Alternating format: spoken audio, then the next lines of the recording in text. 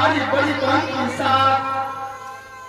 मैंने बोला देखो टिकलाल साथ लेकर के जाता है तो साथ लेकर के आना। टिकलाल यहाँ से अकेला गया हिरनी बन जंगल।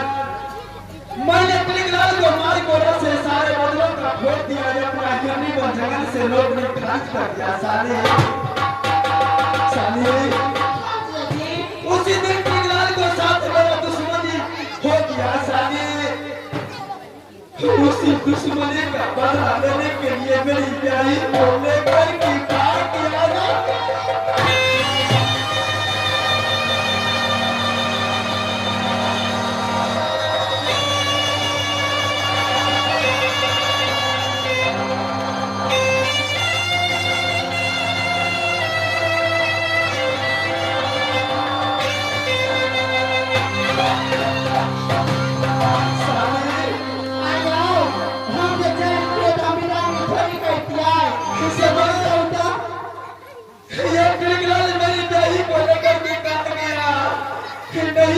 कुछ पता नहीं चलता है साली जी।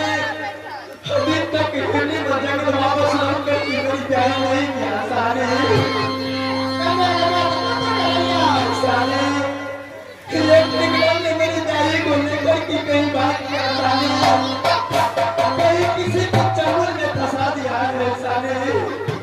हम कैसे मैं अपना प्यारी का खोजूंगा साली।